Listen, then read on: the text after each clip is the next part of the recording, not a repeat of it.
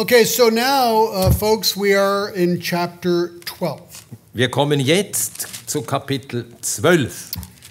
And what's interesting about chapter 12 and 13, Was an Kapitel 12 und 13 besonders interessant ist, it's like a zoom. We're going to start zooming more into the tactics of the devil. ja, hier wird uns ein Einblick gewährt in Großaufnahme, wie mit einem Zoom nahe herangeholt, die Taktiken des Feindes. And not only during the Great Tribulation, but in general. Und das gilt nicht nur für die Zeit der großen Drangsal, sondern überhaupt.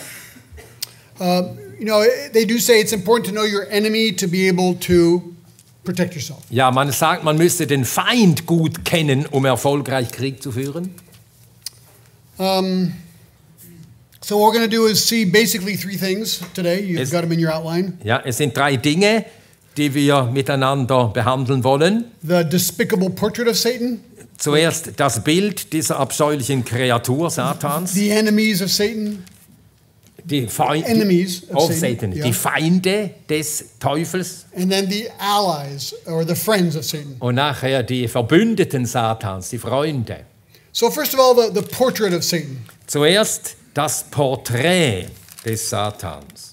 Let's start at verse 3, okay? Wir lesen den Vers 3, Kapitel 12, Vers 3. We'll come back here, but it says, and another sign appeared in heaven, and behold, a great red dragon having 7 heads and 10 horns, and on his heads were 7 diadems. Und es erschien ein anderes Zeichen in dem Himmel, und siehe, ein großer feuerroter Drache, welcher 7 Köpfe und 10 Hörner hatte, und auf seinen Köpfen 7 Diademe. Verse 9 says, and the great dragon was thrown down, the serpent of old, who is called the devil and Satan, who deceives the whole world. And he was thrown down to the earth, and his angels were thrown down with him. Und dann Vers 9, es wurde geworfen, der große Drache, die alte Schlange, welcher Teufel und Satan genannt wird, der den ganzen Erdkreis verführt. Geworfen wurde er auf die Erde, und seine Engel wurden mit ihm hinabgeworfen. So that can't be any clearer. I mean, verse 9 says it clearly that the dragon is Satan. Ja, deutlicher könnte man das gar nicht sagen. Der Vers 9 sagt es deutlich, der Drache ist der Satan. So that does not mean that he's a real dragon, okay? Das bedeutet nicht, dass er buchstäblich ein Drache ist. And we'll see that in verse 1 it describes probably Israel as a woman, maybe not. Israel is not actually a woman. Ja, wie im Vers 1, dort wird Israel als Frau dargestellt, aber sie ist ja nicht buchstäblich eine Frau. So these obviously seem to be symbols. Ja, das sind offenkundig Symbole. Dragon sometimes means monster or sea monster or even serpent. Ja, der Drache steht für solche Seeungetüme oder sogar auch für Schlangen. So the whole idea is that he's a horrible creature who's going to attack. Ja, die ganze Vorstellung ist die, also er ist ein furchterregendes, eine abscheuliche Kreatur, die angreifen wird. Now he's also called the ancient serpent. Er heißt hier auch die alte Schlange. I'm trying to remember where that is in verse 9. Yeah, verse 9. Ancient serpent, which is a direct link to Genesis 3, obviously. Und das lenkt unsere Gedanken natürlich auf 1. Mose 3. And he's the color red, the color of fire and blood, Ja, and therefore death. Ja, er ist feuerrot, also die Farbe von Feuer und von Blut. And John 8:44 calls him a murderer. Johannes 8,44 nennt ihn einen Menschenmörder. And the father of lies. Und den Vater der Lüge. Still in his description we see his heads. He's got heads. Und in dieser Beschreibung wird von seinen Köpfen gesprochen. It says in verse 3 that he has 7 heads. Er hat 7 Köpfe. Now there seems to be a parallel passage in Daniel 7. In Daniel 7, da scheint eine Parallele dazu zu sein. But maybe the actual answer is found in chapter 17, verse 9 and 10. Aber die wirkliche Antwort wahrscheinlich in Offenbarung 17, Verse 7 und 9. It says here in verse 9, here is the mind which has wisdom. The 7 heads are 7 mountains on which the woman sits, and there are 7 kings, 5 have fallen, and one is, and the other has not yet come, and when he comes, he must remain a little while. Ja, Kapitel 17, Verse 9 und 10. Hier ist der Verstand, der Weisheit hat. Die 7 Köpfe sind 7 Berge, auf welchen das Weib sitzt, und es sind 7 Könige, 5 von ihnen sind gefallen. Der eine ist, der andere ist noch nicht gekommen. Und wenn er kommt, muss er eine kleine Weile bleiben. So linking chapter 12 and chapter 17, if we can do that, makes it seem like the 7 heads represent 7 kings. Ja, wenn wir Kapitel 12 und 17 miteinander verknüpfen, dann können wir daraus wohl folgern, die 7 Köpfe sind 7 Könige. 5 kings of the past. 5 Könige, die schon gewesen sind. A present king from John's perspective. Ein zur Zeit des Johannes gegenwärtiger König. And a final king to come, the one in chapter 13 who is the Antichrist. Und ein letzter König, der kommen muss, der Antichristus. We're going to look at this in more detail when we get to chapter 13. Wir werden das dann bei Gelegenheit, Kapitel 17, uns näher ansehen. But he also says he's got 10 horns. Und dann heißt es hier in Kapitel 12, dass der Drache auch 10 Hörner hatte. Now chapter 17 verse 12 seems to answer this question. Kapitel 17, Vers 12 scheint diese Frage zu beantworten. It says, "And the 10 horns which you saw are 10 kings, Die 10 Hörner, die du sahst, sind 10 Könige, who have not yet received a kingdom, but they receive authority as kings with the beast for 1 hour." welche noch kein Königreich empfangen haben, aber Gewalt wie Könige empfangen, 1 Stunde mit dem Tier. So the 10 horns seem to represent 10 kings Diese 10 Hörner stehen also offenkundig für 10 Könige, who will rule on the earth with or under the Antichrist. die mit oder unter dem Antichrist auf der Erde herrschen werden. This is where we get the idea, one of the places where we get the idea of a confederation of 10 countries that will rule together with the Antichrist. Ja, und von daher stammt die Erwartung oder Idee, dass ein Bündnis bestehen wird, ein Bund von 10 Mächten, die gemeinsam herrschen werden. And many think this could happen in Europe, but we'll take a closer look at that in 13. Und viele denken, das wird in Europa sein, das werden wir uns auch noch näher ansehen. Now he's also got crowns or diadems, verse 3. Ja, und der Drache, Kapitel 12, Vers 3, hat auch Kronen oder Diademe. Apparently 7 also. Und hier heißt es 7. And they seem to represent power and authority of these kings. Und diese Diademe stehen offensichtlich für die Macht, die Gewalt dieser Könige. This verse is here to show us the immense power and authority of Antichrist and his cohort. Ja, dieser Vers will uns zeigen, wie groß die Gewalt des Antichrists und seiner Verbündeten ist.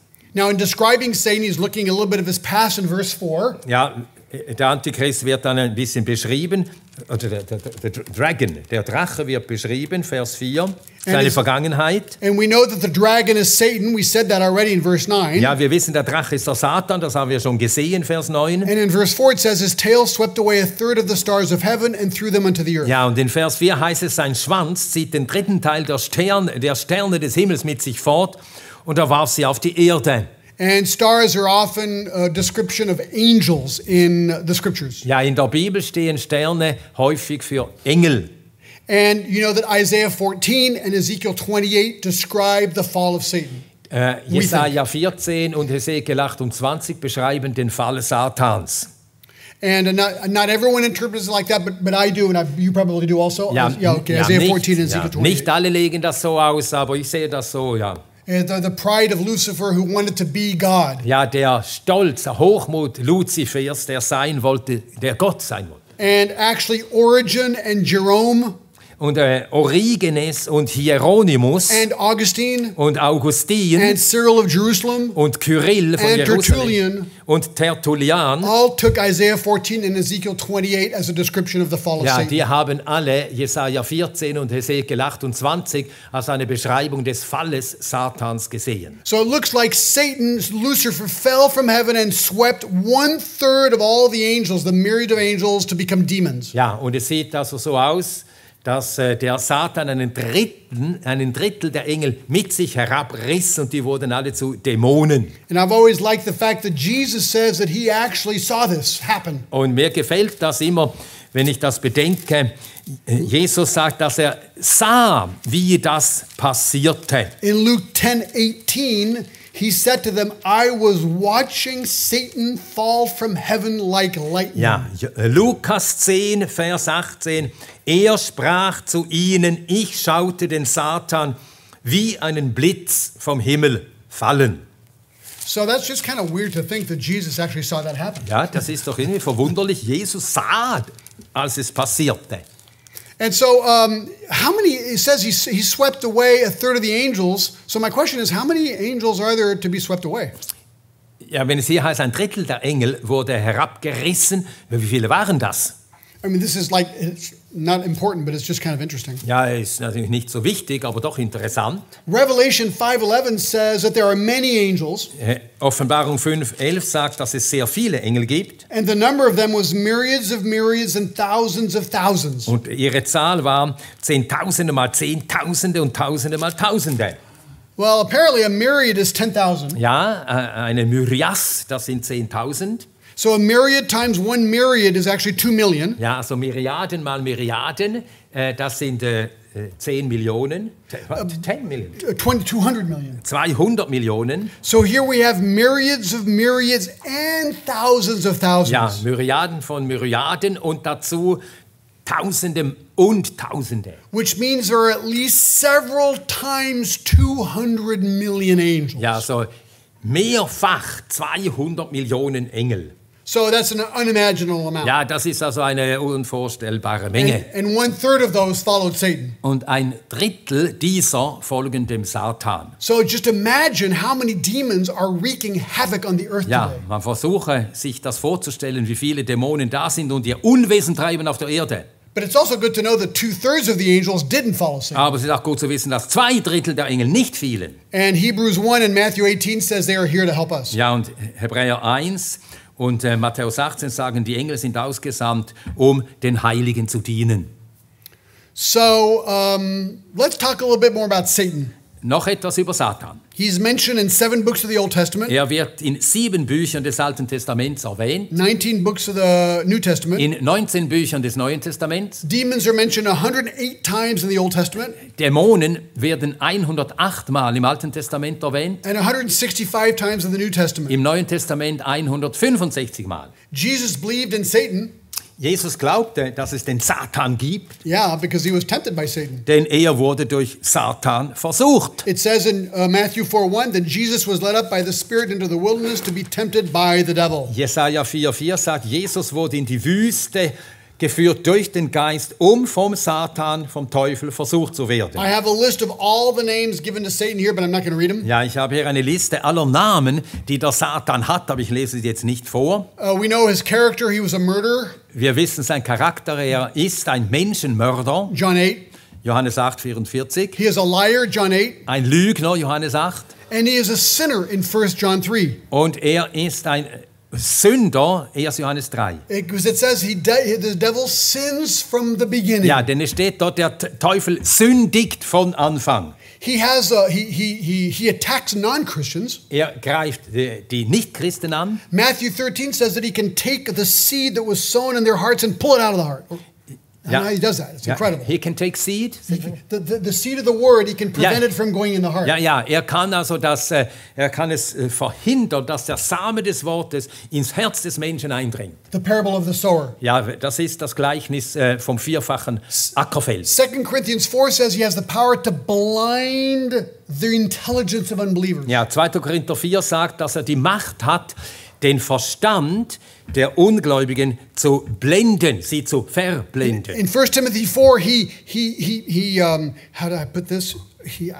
He distorts the truth Und in 1. Timotheus 4 steht, dass er die Wahrheit verdreht by doctrines of demons. durch Lehren der Dämonen. And in Ephesians 2, he says he incites the world to immorality. Und in Epheser 2 steht, dass er die Welt drängt, treibt zur Unmoral. But what does he do to Christians? Und was tut er den Christen an? He declares war on them, Ephesians 6. Ja, er macht Krieg gegen die Christen, Epheser 6. He plants doubt in Genesis 2.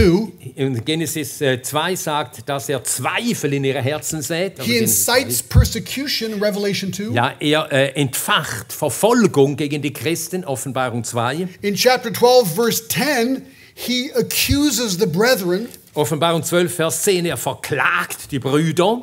2 Corinthians 11, he infiltrates the church. 2. Korinther 11, er dringt ein in die Gemeinden, infiltriert sie. In Acts 5, he tempts to lie. Apostelgeschichte 6, er verführt Christen zur Lüge. And he tempts to sexual debauchery, 1 Corinthians 7. Und 1. Korinther 7, er verführt sie zu sexueller Ausschweifung. 2 Corinthians 2 says he tempts us to division in the church. Und 2 Corinthians 2. 2. Korinther 2, er versucht die Menschen die Christen und führt dadurch zu Entzweiungen in der Gemeinde. So we might be scared, but also Ephesians 6 says we've been given the armor to protect ourselves. Ja, und das kann uns Furcht einjagen, aber Epheser 6, Vers 10 und folgendes sagt, wir haben die Kraft Christi und die Waffenrüstung Gottes. Put on the armor of God to protect yourself from the attacks of Satan, it says. Zieht an die ganze Waffenrüstung Gottes, um den Schlichen des Teufels zu widerstehen. But here's the best news of all. Aber hier ist das Allerbeste. Revelation 20, verse 10. Offenbarung, Kapitel 20, Vers 10. This is the end of the story, folks. Das ist das Ende der Geschichte, liebe Leute. And the devil who deceives them was thrown into the lake of fire and brimstone, where the beast and the false prophet are also, and they will be tormented day and night forever and ever. Und der Teufel, der sie verführte, wurde in den Feuer- und Schwefelsee geworfen, wo sowohl das Tier ist, als auch der falsche Prophet. Und sie werden Tag und Nacht gepeinigt werden von Ewigkeit zu Ewigkeit. Okay, so that was the intro. Ja, das war nur die Einführung. Now we're going to get to the text. Und jetzt kommen wir zum Text. Don't worry, we'll be done for lunch, okay? Ja, also wir schaffen es noch bis zum Mittagessen, keine Sorge. So who are the historical enemies of Satan? Wer sind die historischen Feinde des Teufels? The text suggests there are 5 here at least. Der Text hier lässt uns verstehen, dass es 5 sind. First of all, the woman in verse 1 and 2. Vers 1, zuerst die Frau. Do you want to go ahead and read that? Vers 1 and 2? Yeah, 1 and 2. Vers 1 und 2. Ein großes Zeichen erschien im Himmel. Eine Frau bekleidet mit der Sonne und der Mond war unter ihren Füßen und auf ihrem Haupt eine Krone von 12 Sternen und sie ist schwanger und schreit in Geburtswehen und in Schmerzen zu gebären. So a great sign appears in the sky. Da erscheint ein großes Zeichen im Himmel. That's like a miracle, okay? Ja, ist ein Wunder. Okay. And there's a woman here. Da ist eine Frau. Who is this woman? Wer ist diese Frau? Well, there are 4 symbolic women in Revelation. Es kommen 4 symbolische Frauen vor im Buch der Offenbarung. In Revelation 2:20, there's a woman named Jezebel. In Offenbarung 2,20 kommt eine Frau namens Jezebel vor. In chapter 17, there's a prostitute. In Kapitel 17 ist eine Hure.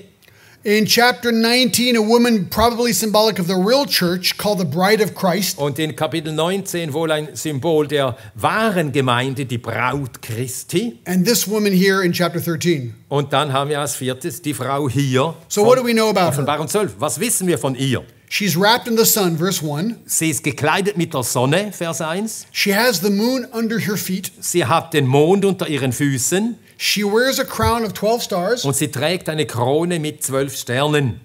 In verse 2, she's pregnant. Vers 2, sie ist schwanger. She cried out and gave birth to a son in verse 2. Und sie schreit in Geburtswehen.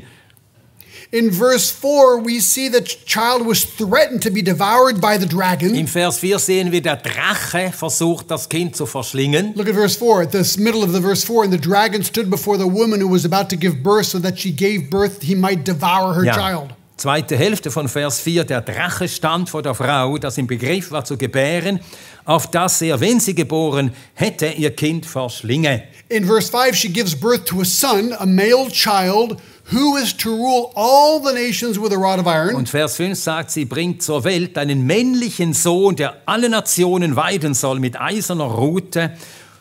And in verse 5, her child was then caught up to God and to his throne. Und dann heißt es immer noch Vers 5, und ihr Kind wurde entrückt zu Gott und zu seinem Thron. In verse 6, she flees in the desert to be sustained by God for 1260 days. You can read the verse if you want. Und dann Vers 6, die Frau floh in die Wüste, wo selbst sie eine von Gott bereitete Stätte hat, auf dass man sie daselbst ernähre 1260 Tage. In verse 13, she is pursued by the dragon. Im Vers 13, da heißt es, dass der Drache die Frau verfolgt.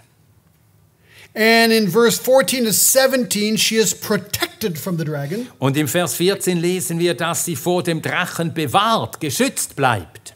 And in verse 17, the dragon is really angry with her. Und der Vers 17 sagt, dass der Drache zornig wird über sie. And we find out finally in verse 17 that it has a posterity, those who keep the commandments of God and hold the testimony of Jesus. Und dann lesen wir, dass diese Frau eine Nachkommenschaft hat, nämlich solche, die die Gebote Gottes halten und das Zeugnis Jesu haben. Now things are clear, right? Die Dinge sind klar, nicht wahr? Who is the woman? Wer ist die Frau? That's the evidence. Ja, hier haben wir die Beweise gehabt. Well, there's a lot of ideas. Ja, about da who the gibt woman es eine Menge Ideen dazu. is. But three possibilities stand out. Aber 3 Möglichkeiten bleiben eigentlich noch. Some say it's Mary. Einige sagen, das ist die Jungfrau Maria. Some say it's the church. Andere sagen, es sei die Gemeinde. Some say it's Israel. Und andere, es sei Israel. Now, that would be a really great discussion question for all you guys to go talk about. Ja, das wäre wieder eine gute Frage für eine große Diskussionsrunde. We don't really have the time to do that. Aber wir haben die Zeit nicht dazu. Okay, so obviously the idea of Mary is popular among the Catholic Church. Ja, in der katholischen Kirche will man hier die Jungfrau Maria sehen. The problem is that Mary in the Bible is always described as a simple peasant woman. Das Problem ist nur, dass in der Bibel wird Maria immer als eine ganz einfache Frau dargestellt, von bescheidener Herkunft. Not as a woman wrapped in the sun with a moon under her feet and wearing a crown of 12 stars on her head. Und nicht als eine Frau, die mit der Sonne bekleidet ist und den Mond unter den Füßen hat und einen Sternenkranz um das Haupt trägt. Marian piety came much later. Ja, eben die verehrte und angebetete Maria, das kam sehr viel später. Some others suggest that the woman represents the church, thus Christians. Ja, die andere sagen, die Frau sei hier die Gemeinde, also das seien die Christen. The biggest problem with this thesis is that the text says the woman gives birth to the child. Aber das größte Problem ist hier, dass es von der Frau heißt, sie bringt dieses Kind zur Welt. So the fact is that it is not the church that gives birth to Christ, but Christ who gives birth to the church. It's kind of upside Aber down. Tatsache ist ja die, es ist nicht die Gemeinde gewesen, die Christus zur Welt gebracht hat, sondern umgekehrt, Christus hat die Gemeinde zur Welt gebracht. Now there are counter arguments to this, Nun, es gibt natürlich Gegenargumente. but I don't think I'm going to go in those details. Ja, ich gehe jetzt nicht auf diese Einzelheiten ein. Nothing's clear, but I mean that's kind of a problem. Ja, das ist ein Problem auf alle Fälle. The third option is Israel. Und die dritte Möglichkeit, es handelt sich um Israel. It seems to be the most plausible to me, at least. Also mir erscheint das als die plausible Erklärung. But if you want to disagree, it's okay. I'm not going to get into a fight, okay? Ja, wenn ihr nicht einverstanden seid, ist in Ordnung. But it is true that it is through Israel that Jesus came into the world. Ja, denn es stimmt auf alle Fälle, dass durch Israel Jesus zur Welt kam. And for many Jewish readers to whom John was writing, Und für diese jüdischen Leser, an die dieses Buch sich in Sonderheit richtete, the description of the woman in verse 1 would be an immediate reminder of the dream of Joseph in Genesis 37. ja, und der Sternenkranz erinnert natürlich direkt an den Traum, den Josef hatte, Genesis 37. He sees the sun, the moon, and 11 stars bowing down to him. Denn er sieht ja in diesem Traum Sonne und Mond und die Sterne, seine 11 Brüder, wie sich vor ihm verneigen. And since we know the end of the story, we know that represents the father, the mother, and the 11 brothers of Joseph. Ja, und da wir die Geschichte ja von dort kennen, das ist der Vater, das ist die Mutter und das sind die Brüder Josefs. And since John makes many references to the Old Testament in Revelation, Und da Johannes im Buch der Offenbarung sehr viele Verweise auf das Alte Testament hat, many commentators conclude that the 12 stars of Revelation 12:1 are the 12 tribes of Israel. da kommen viele Ausleger zu dem Ergebnis, dass diese 12 Sterne die 12 Stämme Israels sind. And therefore the woman represents Israel. Und daher muss die Frau Israel sein. And in verse 2, she's crying out because she's in labor and pain in reference to Jesus who is from Israel. Ja, und dann, sie ist schwanger und schreit in Geburtswehen, ein Hinweis auf Jesus, der dem Fleisch nach aus Israel Now, kam. I could be wrong in my opinion, but that seems plausible to Ja, me. natürlich kann ich mich irren, aber mir scheint das doch recht einleuchtend. You don't have to go far in Israel history to see how the Jews have been persecuted through history. Wir brauchen auch nicht weit zurückzuschauen in Geschichte, wie die Juden in der Geschichte verfolgt worden sind. So anyway, I'm going to go back here. In short, the woman, Israel has always been Satan's number one enemy. That's the point here. Kurz und gut, Israel ist immer der große Feind Nummer 1 des Teufels gewesen. So if we're right, that's verse 1, Israel. Ja, also wenn das stimmt so, dann ist Vers 1 Israel. Now the son, verse 2. Und dann Vers 2, der Sohn, der da geboren wird. The second Israel, the second enemy of Israel. The second enemy of Satan. Ja, der zweite Feind des Teufels. Okay, the first enemy is Israel. Satan hates Israel. Ja, der erste Feind ist Israel, er hasst Israel. And now the child. Und jetzt das Kind. And in verse 4, he wants to devour her child when she gives birth. Ja, und der Vers 4 sagt, der Drache wollte das Kind verschlingen, kaum war es geboren. So the question is, has Satan always tried to devour Jesus? That's the question. Stimmt es, dass der Teufel immer versucht hat, Jesus zu verschlingen? Well, the answer is yes. From the beginning of history, Satan has tried to get rid of Jesus. Ja, das stimmt. Von Anbeginn der Geschichte an hat der Teufel immer versucht, Jesus loszuwerden. If Satan could destroy Jesus, the one who has the power over hell, wenn der Satan Jesus vernichten kann, den, der die Macht hat über die Hölle, then perhaps he could avoid his own hell. Ja, dann kann er selber der ewigen Hölle entrinnen. It's kind of interesting that Satan knows the end of the story too. Ja, denn es ist doch bemerkenswert, der Teufel erkennt das Ende seiner Geschichte. And so in what ways? A couple of examples of how he tried to destroy Jesus. Ja, jetzt einige Beispiele dafür, die zeigen, wie er immer versucht hat, Jesus zu vernichten. Like in Genesis 3:15, there's already a prophecy about this. In Genesis 1. Mose 3,15 haben wir schon eine Weissagung davon. Someone from the woman's lineage, probably Eve, Genesis 3. Ja, jemand, also ein Nachkomme der Frau, also Evas, would crush his head of Satan. Der Schlange wird dem Teufel den Kopf zertreten. But Genesis 3:15 says that Satan would wound his heel. Ja, und dann heißt es in 1. Mose 3,15, dass dabei der Teufel die Ferse des Zertreters zertreten wird oder verwunden wird. Ja, er versucht also da schon. In Cain and Abel. Und in der Geschichte von Kain und Abel. Satan influenced Cain to kill Abel in an attempt to destroy the lineage of Christ. Ja, und der Satan ist es, der den Kain dazu verführt, Abel zu ermorden, um so die Nachkommenslinie gleich zu unterbrechen. Pharaoh tried to destroy the Israelites by killing all the male babies. Der Pharao versuchte das ganze Volk Israel auszumorden, indem er alle Söhne, die geboren wurden, töten ließ. Satan is trying to destroy the lineage of Christ. Ja, der Satan versucht, die Nachkommenschaft, diese ganze Linie abzuschneiden. Satan influenced King Saul to try and pin David against the wall with a spear. Und der Satan hat den König Saul dazu verleitet, David ermorden zu wollen, mit dem Speer an die Wand zu heften. But Jesus was the son of David. David could not die that way. Ja, aber Jesus war ja der Sohn Davids und darum war es nicht möglich, dass David starb. In Esther, remember Haman?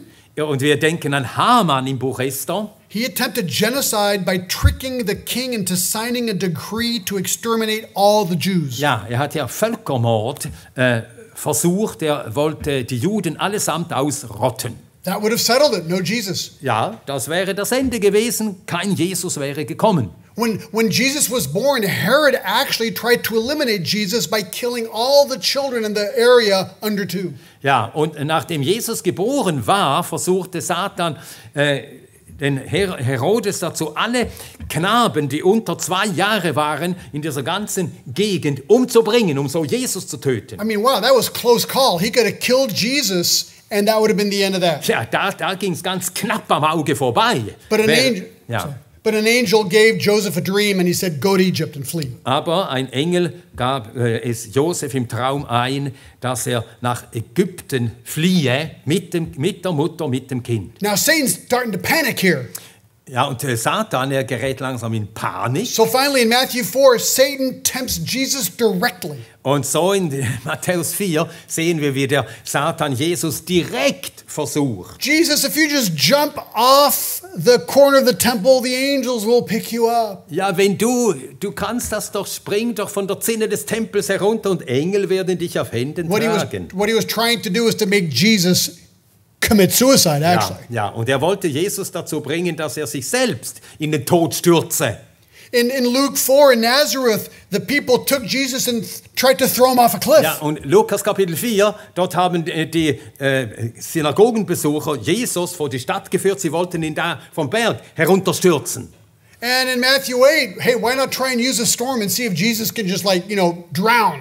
Ja, und in Matthäus 8 ein Sturm und ein Versuch, Jesus mitsamt den Jüngern im Schiff zu ertränken. Whoops, forgot. Jesus can walk on water. Aber vergessen wir nicht, Jesus kann auf dem Meer, auf dem Wasser wandeln. Anyway, do you see what's happening here? Und was ist dann geschehen? See, John 8 says that he is a murderer from the beginning. Johannes 8,44 sagt, dass er ein Menschenmörder ist von Anbeginn. And he wants to eliminate the Son. Und er will den Sohn vernichten. And if he knows that he can't eliminate the Son, then he's going to try and eliminate those who love the Son. Und wenn er den Sohn nicht vernichten kann, dann versucht er jene, die den Sohn lieben, zu If he vernichten. can't attack Christ, he will attack Christians. Kann er Christus nicht angreifen, dann wird er die Christen angreifen. What's his third great enemy? Und der dritte große Feind des Teufels? The angel in verse 7. Der Engel im Vers 7. So we saw Israel, verse 1. Israel, Vers 1. Jesus, verse 2. Jesus, der Vers 2. And now this angel in verse 3. Und jetzt im Vers 7 der Engel.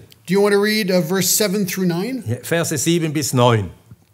Es entstand ein Kampf in dem Himmel. Michael und seine Engel kämpften mit dem Drachen und der Drache kämpft und seine Engel. Und sie siegten nicht ob. Auch wurde ihre Stätte nicht mehr im Himmel gefunden.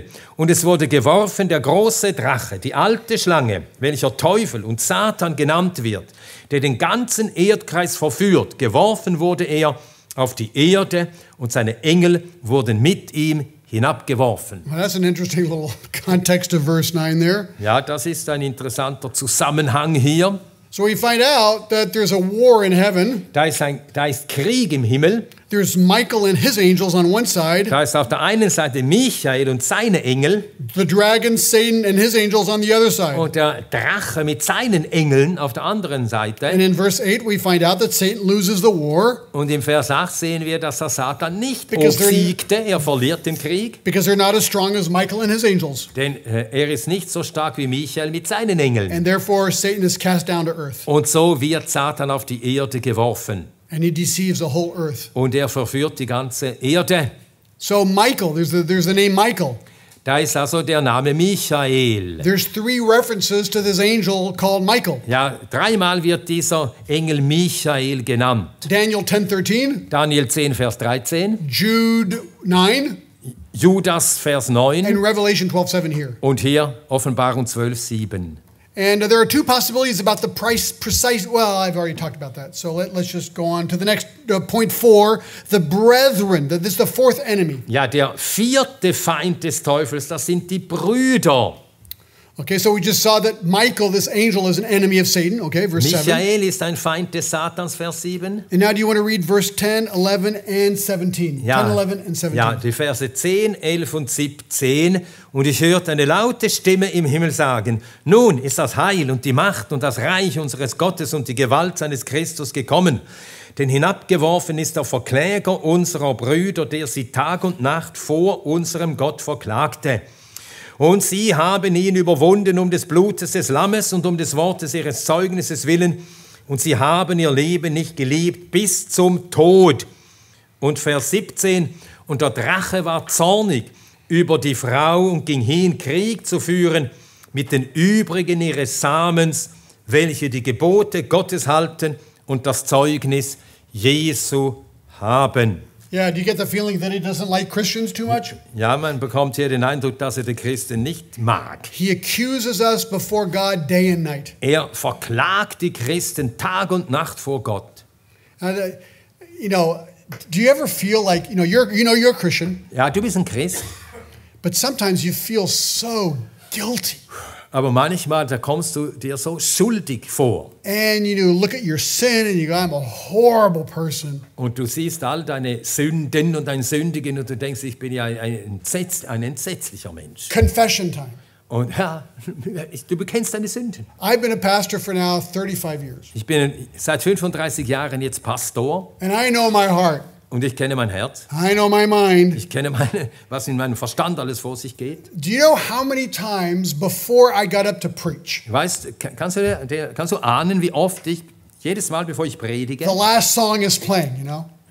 The last song is playing before I get up. Ja, das letzte Lied wird gerade noch gesungen, bevor ich hinaufsteige zum Predigerpult. And I'm sitting there in the front row and I'm going, okay, I got about 2.5 minutes before I get up there. Und ich sitze da, ich habe noch 2,5 Minuten Zeit, bevor ich zu predigen anfangen muss. My sermon's ready. I mean, it's ready. Die Predigt, alles bereit. I hope it's okay. I mean, I usually go and try and do a good sermon. Ja, ich hoffe, es sei in Ordnung und ich versuche immer mein Bestes. But I know my heart. Aber ich kenne mein Herz. I know sometimes my issues of anger and frustration. Ja, und ich kenne auch, wie ich manchmal Ausbrüche von Zorn habe und auch Frustration.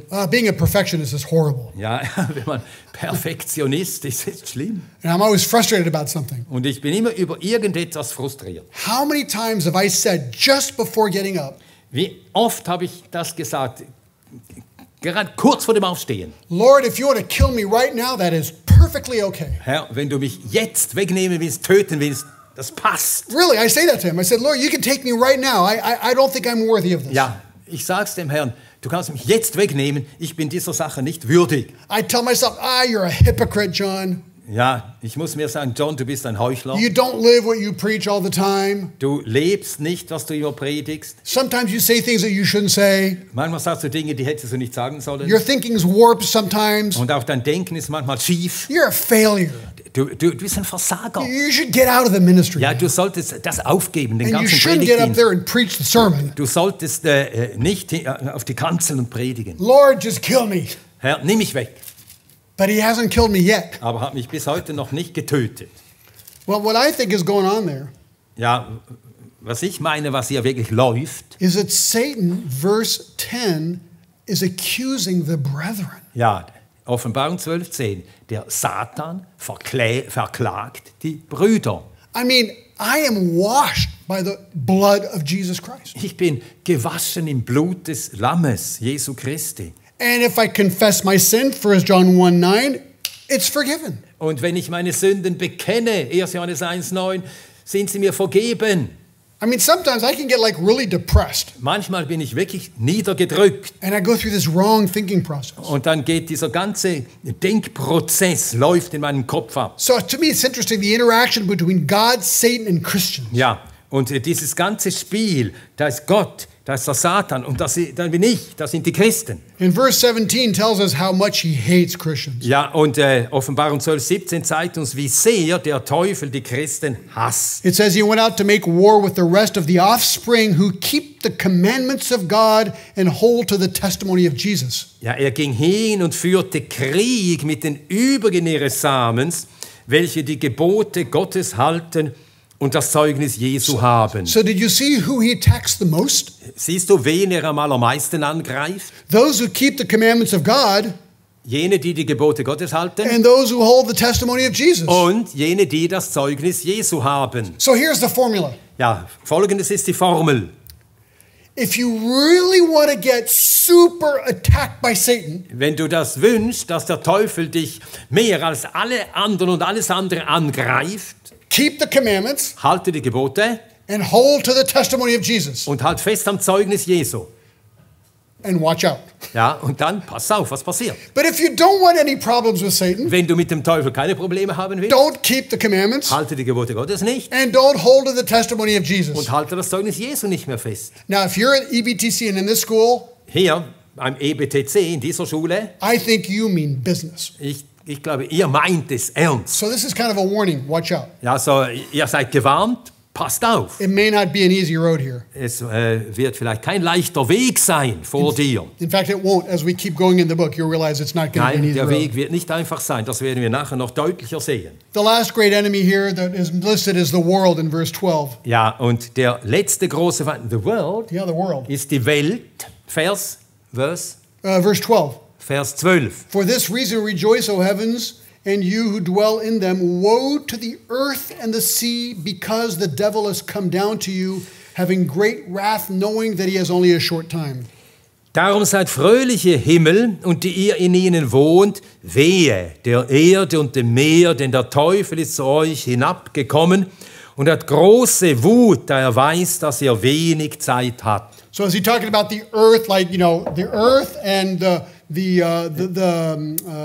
the sea, or is he talking about the beings on the earth and the sea? Ja, spricht er von der Erde, also von dem Erdboden und dem Meer oder von den Menschen auf der Erde? But it sounds like since the enemy is number one, the woman, Aber es sieht doch so aus, da der Feind Nummer 1 die Frau ist the son, und nachher der Sohn, the angel, nachher die Engel, the brethren. nachher die Brüder. Sounds like it's the people here, the world. Und so scheint es doch, dass es hier um die Menschen geht, wenn es Welt heißt. Bottom line is Satan knows that he's going down to hell. Ja, die Grundwahrheit ist die, der Teufel weiß, er wird in die Hölle fahren And he wants to take as many people with him as he can. und er will so viele mit sich reißen ins Verderben wie nur möglich.